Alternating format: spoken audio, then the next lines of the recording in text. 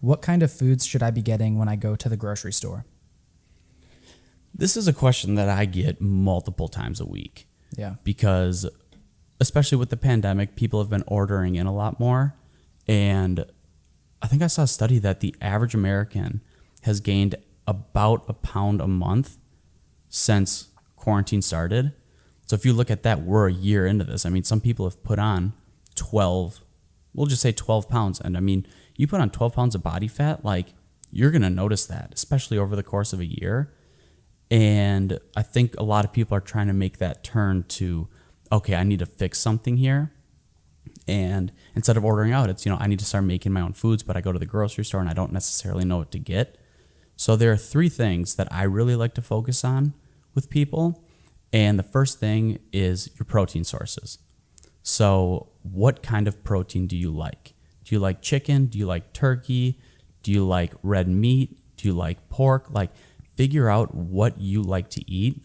Tofu, or tempeh, if you're vegetarian, vegan. But find a protein source that you like, that your body agrees with. Get a bunch of that. Next thing, fruits and vegetables. That's one thing that I think a lot of people don't get, especially with fruits because of the shelf life. I mean, if they're in the fridge for a week, typically they go bad.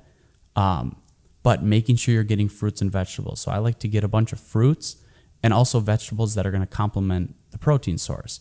So if I'm getting, like, one of my big things is I like to do steak and Brussels sprouts, or steak and asparagus, steak and broccoli, something that I know that I'm going to eat if I have it. So again, you got to find the fruits and vegetables that you know you're going to eat if they're readily available in your fridge. And then also carb sources, because the fitness industry has done a very good job at demonizing carbs. Mm-hmm. And it was fat about 20 years ago. And then people got fatter, and now it's, carbs are the enemy. But finding high quality carb sources, so something like oatmeal, quinoa, potatoes, sweet potatoes, rice. I mean, something, again, easy to make, where like it's oatmeal. Oatmeal is my biggest thing right now. You know, the most common carb source out of all pro natural bodybuilders is cereal. Really? That's one that a lot of people don't talk about. Does oatmeal get thrown into cereal? That's a good question. I don't know. So I think with cereal, the one problem that a lot of people have is a lot of cereals are high in added sugars and a lot of other just bullshit thrown in. But some of them actually have more micronutrients than like granola. Like, a lot of people go to granola as a healthy substitute for cereal. And I like granola. I have granola in my Greek yogurt or things like that. But I think cereal is great too. I'll even have, if I'm bulking, I'll have, like a bagel in there too with my breakfast. So maybe I'll swap out for a carb source. Instead of doing like hash browns with eggs and turkey sausage, I'll make like a breakfast sandwich on a bagel, and I'll have like eggs and turkey sausage and maybe some low-fat cheese in there or something like that. But yeah, I think we need to make sure that people are getting enough carbohydrates in. If their goal is body composition and performance, you need carbs. I shouldn't say you need carbs, but unless you're keto or you're like a really low carb, because carbs make you feel like gluten shit. Intolerant. Yeah, like you definitely need to make sure that you're getting a good amount of carbs, because that's what's going to fuel your performance. But it's also like, you don't need to cut things out. And one of the things one of my buddies was like, but I love pasta. I'm like, there are healthier alternatives than just getting pasta. Chickpea pasta is great. You don't even taste the difference, honestly. No, if you have some sauce on there, some marinara sauce, throw some Parmesan meat, cheese, throw some meat in the sauce Absolutely. as well. I would, out in LA, I'd go to Trader Joe's and get like black bean pasta, lentil pasta, chickpea pasta. I mean, there's a ton of, and they're higher in protein. Yep. Whole wheat pasta, whole wheat bread, Ezekiel bread. I mean, there's so many, and that's the thing. We categorize foods as good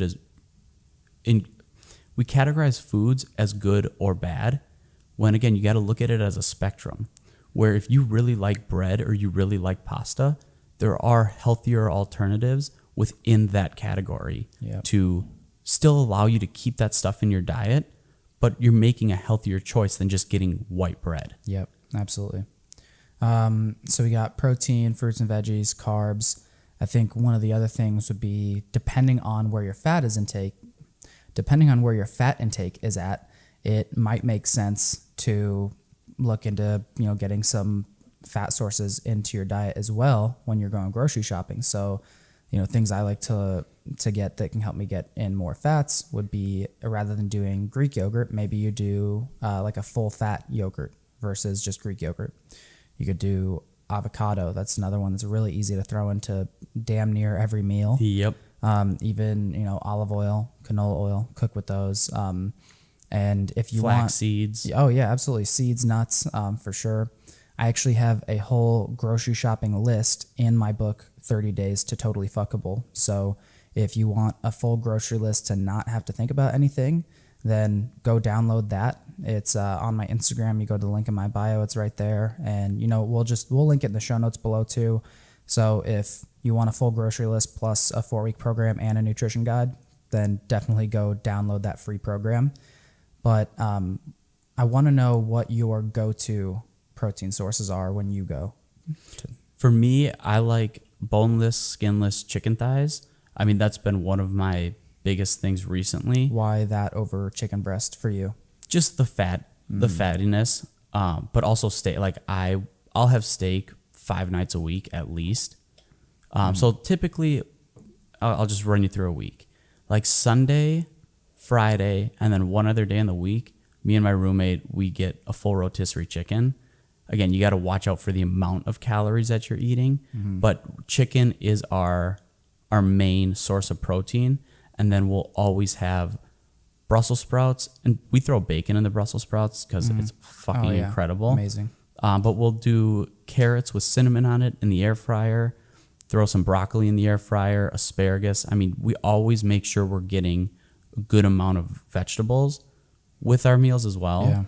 Yeah. But again, I love steak. I have a steak seasoning that absolutely phenomenal. Yeah. It's the Gibson stuff. Yep.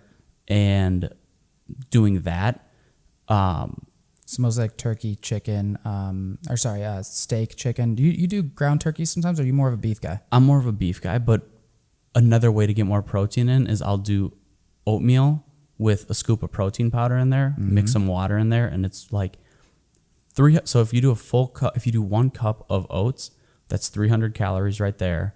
1 scoop of protein powder with the gold standard whey, it's 120 calories. So for 420 calories, you've got yourself a great pre and or post workout meal right there. And you could throw in almond milk or water with that. If you really need to keep the calories lower, almond milk if you want it to taste a little better and you have some calories to play with. Yeah. Another good one is just making smoothies. Like I always would throw a bunch of frozen fruits in my smoothies. Maybe throw some flaxseed, chia seeds in there as well. Throw some spinach in there. That way, it's finding ways to make sure I'm getting enough fruits and vegetables into my diet. Yep. Yeah, I'm a big chicken guy for sure. Ground turkey is one of my favorites, and I like beef. Turkey is just easier in terms of like hitting your protein target. Less fatty. Yep. Breakfast, I love egg whites and whole eggs too. Just depends where I'm at with my macros and everything. And then Greek yogurt is another one that's huge for me. And then sometimes I'll do like turkey sausage with breakfast. And then lunch and dinner tend to be like chicken, turkey, or steak. And then sometimes beef, depending on how much red meat I'm getting in at the time. I always find it easier when I go to the grocery store with an idea of what meals I want to make. So if I know like, okay, this is what I'm going to eat, this is what I'm going to get, because it doesn't make sense to get a bunch of stuff if you're not going to eat it. Yeah. So going to the grocery store with a plan of like, okay, here's what my week looks like. Here's how many meals I'm going to need to make. Going into the grocery store with a plan of like, okay, this is what my week's going to look like. This is how many meals I'm going to need to make. I'm going to get the foods so I can make these certain meals, as opposed to just getting a bunch of stuff and then figuring it out later. And that comes with practice. Like you go in and you're like, all right, this is what I want to make for dinner. Let me get these ingredients, as opposed to just throwing everything at the kitchen sink, seeing what sticks. Because then a lot of times the food ends up, you don't cook it or it goes bad or something like that. Yep.